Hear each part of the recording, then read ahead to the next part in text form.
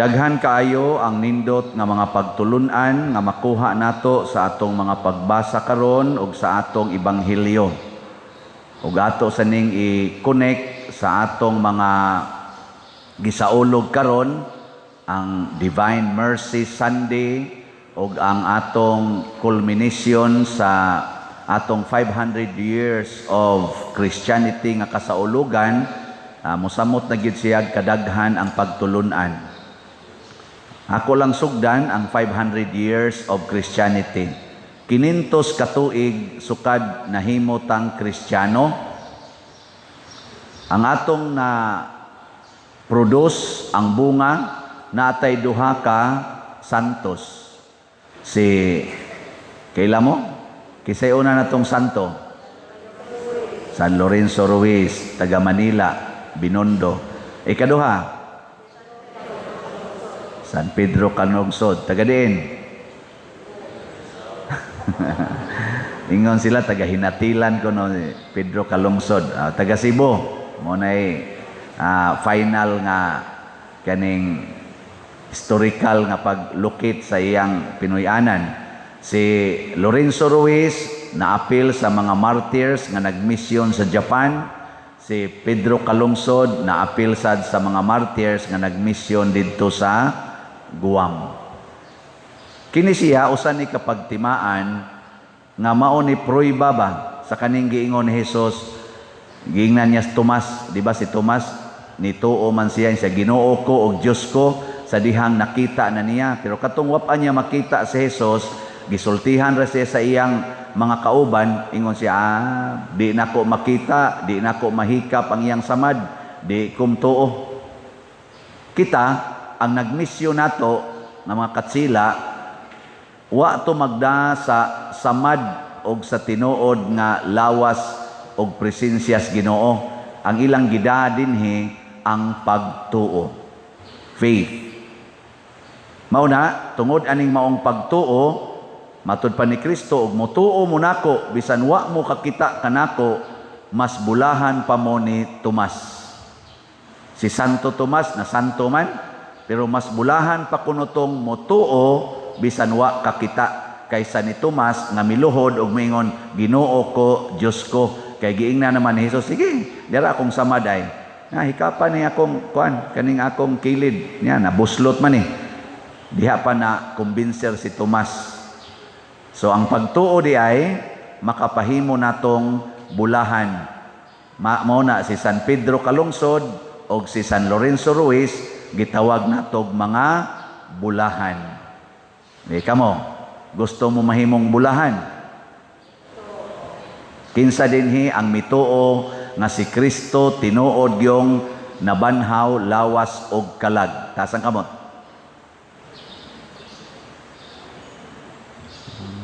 Ngano man mo dihang uban wa man mo pataas? Musbon ako ha. Kinsa ninyo dinhi karon ang mituo gyud nya kumbinsido gyud nga si Kristo nabanhaw, lawas og kalag. Taas. Kamot. O kana, mo na sakto. Pwede na mo mga matay. Nga naman, kay matud pa ni Kristo diri sa atong ebanghelyo, isangyaw niya, isuhat ni siya nga ako nabanhaw o gibuntog ko na ang kamatayon, wala na'y gahom ang kamatayon kanako, mabanhaw rasad tong tanan nga nagpakamatay kuyog nako. Muna si San Pedro Calungsod, si Lorenzo Ruiz, sila pamangduha atong na-recognize, pero napagoy daghan kanang nagpakamatay sila sama sa kamatayon ni Kristo, tungod kay nasayod sila og siguro sila nga mabanhaw. Kinsa man sa ninyo dinhi ang motuoron nga si Pedro Calungsod og si San Lorenzo Ruiz tinuod gyung nabanhaw, lawas og kalag nya tuan na ron sa langit. Taas ang kamot. Adi na mo to. Sayop din simbahan di ay. Nasayop ang simbahan. Allah, patay mo diya. Mao na sa tinud-anay ang atong problema karon sa atong pagtuo, Bisag na human na ta ning 500 years natong pagsaulog, daghan pa kayo natong mga Filipinos, lay persons o pari, nga dili pa gustong mamatay sama sa kamatayon nga giagian ni Kristo. Daghan. Nga naman, nahadlok patas kamatayon. Hilingi ay mong tupad. Ina, gusto kang mamatay nga martir. Na gusto kang mamartir. Sige na. Oo, galiso day. Wa manggay mo mulingi sa inyong tupad. Bisas paglingi na lang, unsa nakag-imartir? Bisag paglingi, nahadlok. Lingi tanong, unta kailana. Unsa nakag-ingnon ka, pagpamartir lang, pakulata lang, saan mo tagyog kang lili mo tuman na? Nga naman, nagtuo manggod ta nga ang kasakit o kamatayon isip martir, usa kadakong dimalas, usa kadakong inhustisya, usa kapag panamastama sa atong kaugalingon, na kinahanglang yung ikihan na nato, kinahanglang protektahan nato atong kaugalingon, mao gid nay atong framework karon. No? Di man mo musanong. Mahubitan ang sigitag pangural sa tong balay kay para wagi mahitabo na tong dautan. Hinaot unta nga nangural ka kay para lang na sa imong pag-preserbar sa angay i-preserve pero di ka mahadlok mamatay. Pero kasagaran gyud butangan pag CCTV aron gyud di gyud mamiligro kana bang makalikay gyud ba? Mahina pa der kay sa dip amusod ang kawatan ilhan na nato daan ako mao day na purpose anang CCTV. Nyag na say mahitabo pa der ato sang matris kay para ba makiha nato, makuan, mapasakaag kaso, ebidensya man na siya. Mauday na siya. Nya gisugo ka na sa Ginoo. Ito bag. Gisugo wa. Basin sa gisugo wa ta kahibaw. Unsaon man nato pagkahibaw nga sugo na sa Ginoo. Basta ang maong buhat makapaduol nato sa Ginoo og mahimong suod og kuyog nato ang Ginoo. Sa unang pagbasa si San Pedro kuyog sa Ginoo, suod kay sa Ginoo. Unsa may nahitabo si San Pedro naliwat sa Ginoo, tanang masakiton maayo, tanan nga mga giyawaan nga dad-o niya mga ayo. Hangtod na lang gud noon matud pas unang pagbasa ang anino niya, inigagi, gipahigda ang mga masakiton daplinsdan, kay inigagi ni San Pedro o ni San Juan, ang ilang anino, makaayos masakiton o sa mga giyawaan. Nya naayog yung kuno ang tanan. Nga naman, kuyog nila ang Ginoo. Nindota no? Kamo, inyong anino, makaayog masakiton. Basig inyong silingan, anino pa lang ninyo, kulbaan na, kay kani, maningil na sa nisutang. Basin, kamong mga ginikanan, anino pa lang ninyo, inyong anak, gikulbaan na, kani, nasaba na sa niron. Ang kuyaw, anino palas pare, ang sakristan, kulbaan na, yaw-yaw na sa niron. Kanaon malipay ta, og nana ang tao, sa aramang ginamahitabo nga ang mga tao muduol na tog maayo niya magsigi og kanang pangayo og kaayuhan kun ang Ginoo kuyog nato. Kana ra gyud. Kuyog gyud tas Ginoo. Nya kanusa na mahitabo kun kita magpuyo sa kinabuhi nga gipuy-an sa Ginoo. Unsa may iyang gipuy-an? Pagka maluluyon. Matud pa sa atong tubag sa Salmo. Sa to? Pasalamati, ano to? Pasalamatan, pasalamati ang Ginoo kay siya maayo, ang iyang gugma walay katapusan. Basta nindutan. Okay, lingi ang imong tupad. Nya pangutan siya ing nahigugma kanako, ina. Pangutan ba? Ina nahigugma kanako. Hoy, pangutana ba? Kana imong tupad ba? Pangutana. Ay, pagpili og naong, nahigugma ka na ako. Di man guna, kamo sa no, ang inyong hunahunas gugma, kana rag yung sex. Dili na maoy. Si Kristo nahigugma na to, wa makig-sex na to. Laway kay tagunahuna, no? Angay tang maghigugmaay.